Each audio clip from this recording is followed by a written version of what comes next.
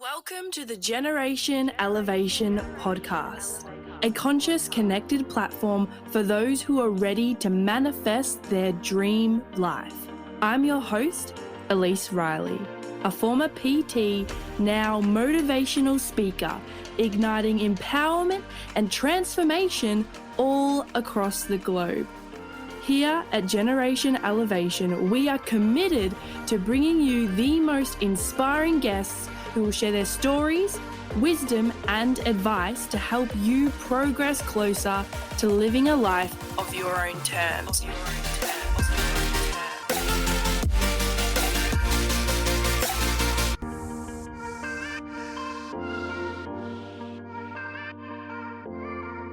Welcome back to another episode of Generation Elevation. If you're new here, make sure you stop what you're doing right now and you press subscribe to whatever platform you are listening on right now, because the next few episodes that I am posting, you do not want to miss. And today's episode is going to be all about spiritual awakenings. Now, you may have heard this term before, but I wanted to classify what this specifically means for those of you that don't know. And then I'm going to be talking about today the 5 stages of a spiritual awakening and how to know that you are going through one. So I'm going to start with this. There's a metaphor or analogy that I share with a lot of my one-on-one clients, and it's about the feathers, the bricks, and the buses. What does that mean? I believe that we go through life experiencing moments whereby we may get the feathers. We're doing something that could potentially be out of alignment with our soul and what our heart's desire is, and we're very stuck in our logical mind. Maybe we are the workaholic. Maybe we're in a relationship that's no longer serving us anymore. Maybe we are avoiding a conversation that needs to be had. Maybe we're overtraining or undertraining. Let me share with you a moment in my life that can give an example to the feathers, bricks, and the buses. The feathers for me were a lot of niggly injuries. Niggly injuries kept coming up and I kept ignoring them. For me, I just trained through my injuries. I was like, oh, I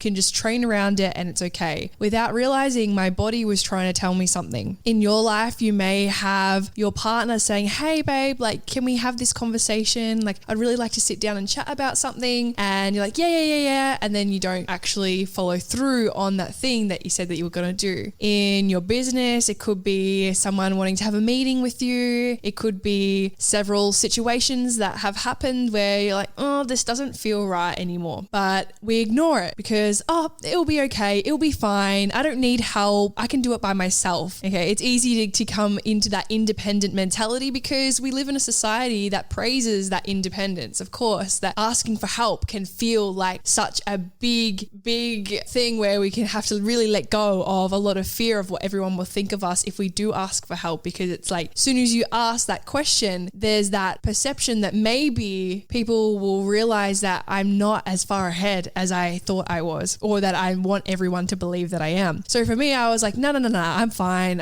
I'll be okay. I'll be right. She'll be right. And then came the bricks. When you keep ignoring these signs, these synchronicities, these feathers, these little messages, a subtle knock on the door, like, hey, we get the brick. The brick is like, boom, a big bang at the door. It could be an injury that requires you to be out for several days if you're in sport. For me, I literally had a moment where I had severely hurt my back to the point where I was like crouching down trying to PT my clients. I was like, I actually can't tie my shoelaces right now. And it required me to stop training for several days. For you could potentially get sick and you can't go to work, or maybe your boss has said, like, I would like to schedule a meeting with you, like, this is serious, and you're like, oh shit. Could be your partner has been like, okay, hey babe, we're going on a break. Those moments where you're like, oh, okay. And this is the initiation, right? You have the opportunity in this moment where you get hit by the brick, where you're like, ow, that really hurt. Okay, what can I learn from this? And I want to choose to be better next time so I can avoid the brick. Like, we don't want to get hit by bricks. So you have that opportunity to change. Then we get the bus. Some people, they learn from the brick, but some people don't. And then the bus comes, whereby you get hit by a bus. And this forces you to stop everything. Rather than a few days out or off the gym, you've got a full-on injury that requires surgery or 8 weeks. You've fractured something, you've broken something, you've torn something, and it's major. It could be someone in your life passes away. It could be that you go through a breakup. It could be that you get fired from your job or you get made redundant. These moments that really just break and test us, that is the bus. So we have this cycle, and yes, we can go through our life making changes when we feel the bricks, and at the same time, those moments in your life where you reflect on where you have potentially like figuratively been hit by a bus, those moments break us down to break us open. For me, I experienced bricks with my injuries, but I got hit by a bus when it came to relationship. And for me, it wasn't until I learned from those mistakes or learned from not being like trusting in myself was when I fully was then able to step into who I truly am. My spiritual awakening came from not necessarily my health and training, but it came from my relationships. So stage 1 of a spiritual awakening is essentially going to be the initiation. A spiritual awakening in itself is literally the umbrella term for the feathers, bricks, and buses. It is the soul's evolution. It is the leveling up. When people say, I want to level up, I want to grow, I want to evolve, I want to be the best version of myself, more than likely you're then going to experience a spiritual awakening, whereby a moment in time where you get hit figuratively by a bus or a brick that wakes you up to your reality. It wakes you up to your consciousness. It expands your thought processes. You become aware of yourself and how you fit in the world. And it really just opens your perception to what is. Going through a spiritual awakening can feel like being in a washing machine and then being spit out all like squeaky clean. And you'll go through periods in your life where you'll experience this many times, but it will just be something different, a new lesson to be learned each time. And you may be wondering, like, why would I put myself through something like this? And the thing is, if you're here listening this podcast, it's called Generation Elevation. If you are here on this earth to elevate, to make impact in this world, to help input your positive energy or your ideas, your creativity into this world for the potential that it could help somebody, then this is the path that we choose. This is the path that comes with that responsibility. So like I said, stage 1 is the initiation. This is when we've ignored all the feathers and we get hit by a bus. It's like the major injury, the job change, the major loss, the depression, the breakup, grief, fear, death, emptiness, unhappiness, confusion, and trauma. These are those moments that we're like, why did that happen to us? So you could potentially have gotten cheated on. That's another example as well that I've seen many times for many other people. Stage 2 is the questioning phase. From this point, stage 1, where you've initiated through all of those hard emotions and those hard feelings, on the other side of that is the questioning. Okay, well, why did this happen to me? Like, you're trying to search for answers. Like, why did this thing come into my life? Why me? And we start to be curious. And in that questioning, we then start to, I'm trying to use another word for questioning, but it's not coming. In that questioning, we might feel like everything that you know to be true feels like a lie. You start to question what's real, what's reality, what is not reality. Am I delusional? You start learning or asking advice from other people. And potentially in these moments, this is when a guide appears. So like you might go to a therapist, you might hire a coach. A lot of clients that are in stage 2 of their awakening, they come to me to help them release repressed, suppressed emotions. You might be questioning everything that you were taught, like all the things that you were taught at school on how to relate to other people and how to deal with emotions. Like, I wasn't taught any of that. So then you start questioning like how you had once shown up in the world versus how you now want to. It's a very big questioning process. Stage 3 is introspection. This is when, instead of searching for the answers outwardly, you start to look and reflect on the answers inwardly. You start to become more self-aware of your thoughts. You want to learn more more, you realize your potential is greater than where you're currently living at. Have you ever in life had a moment where you've gone, I feel like I'm being wasted. My potential, my talents, they're wasting away right now and I could be doing more. For me, this is when I was personal training. I felt like I wasn't actually living to my fullest potential by doing that. Like, yes, I was helping people, but I was like, I think I can give back in a greater way than what I'm doing right now. And that is why I shifted to learning about the mind and spirituality. And hence now I have the ability to work mind, body, and soul. And obviously now running this podcast. So for you might be in your job and be thinking, well, I feel like this isn't just the end for me. Like, is this it? This isn't it. Surely not. I know that I have more to give. And if you're going through this, you're probably in that phase of stage 3, whereby your values, your beliefs, what you like to eat, your hobbies, the people you surround yourself with, they start to change. And what like you like, even down to the clothes that you wear, will begin to change because you have shifted, you have changed, and conversations that you were once interested in are now boring to you, and you want to start talking more about like deep and meaningful conversations with people. This is how you know that you're in stage 3. You start to trust in yourself more and you care less about what other people think of you. You're kind of just like, no, I trust that this is what's coming through for me, because you're more self-aware and therefore you take action on that. You're more likely to anyway. Then we have stage 4, the death and rebirth. You may have heard some people go on about this where they feel like their ego death, or they've had the death of their soul and they're reborn again, or it's like a phoenix,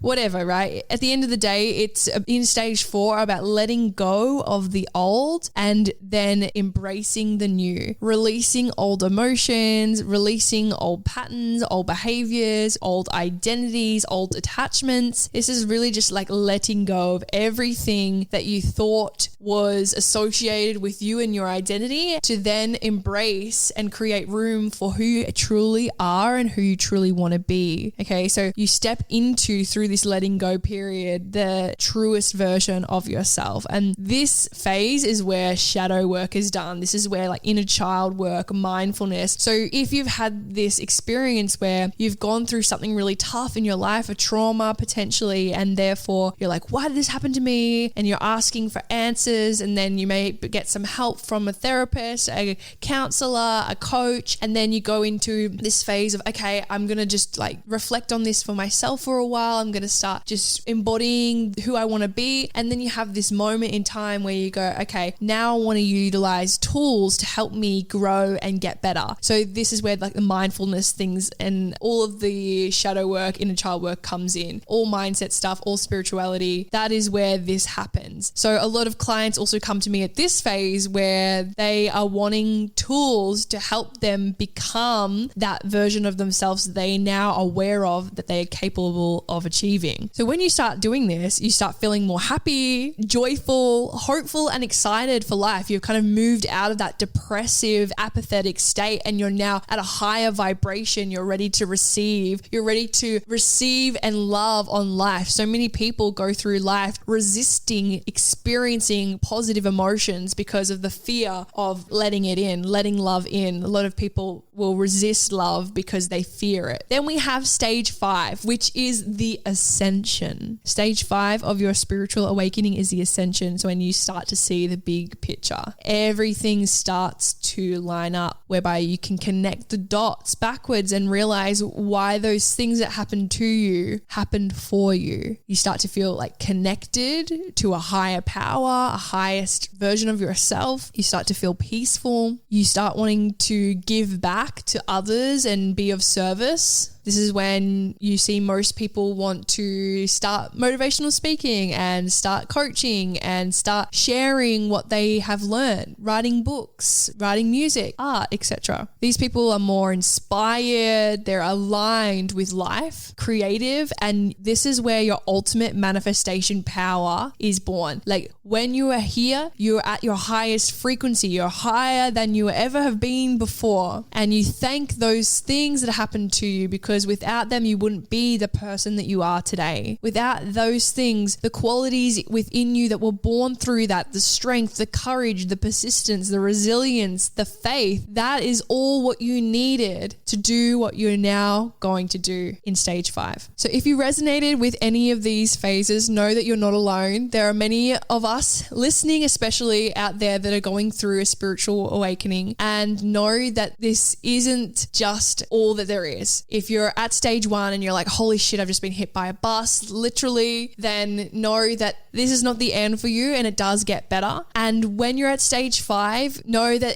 it's a cycle. You will continue to elevate, continue to grow, and all of these things that can be perceived as bad, right? You will, from stage 5, start to realize that when you're at a high vibration, when you are elevated, when you have this perspective, nothing can go wrong. Nothing can be bad, because you see that in each and every moment, there is a lesson to be gained, a lesson to be learned, and there is no loss. There's only the fear of losing the attachments that we had to our identity, because without those things that confirmed our identity, then who are we? But when you're at stage 5, you realize who you are without all the things. You realize you are whole and complete before anything externally, and therefore you don't need the external to validate that. And this will keep cycling on, and you'll keep growing, and you'll keep evolving, and you'll keep elevating. But if you're going through a spiritual awakening right now, and maybe you're at step 1, you need help letting go of those intense emotions, I've got you. Just send me a DM on Instagram or head to my website, generationelevation.com.au, and I can help you in regards to just some one-on-one coaching to release that, doing some psychic channeling, breathwork, healing sessions. Or if you're wanting to adopt more tools, tips, tactics, and you're at stage 3 where you're like, okay, I want to keep working on this, stage 3, stage 4, then I've got multiple like seminars, webinars, courses on my website that you can access. They're all there. And if you're like at stage 5 and you're wanting to channel in your deep, meaningful purpose, if you're wanting to make true soul impact on this world, be involved with the ascension energetically of this planet, then message me and I can help connect you with your gifts, brain, heart coherence, so that you can go out there and live what you're truly here to do. That is it for today's episode, guys. If you loved it, please screenshot, share to your Instagram stories, and tag me at Elise Riley. I love you guys. I'll see you all in the next episode. Mwah.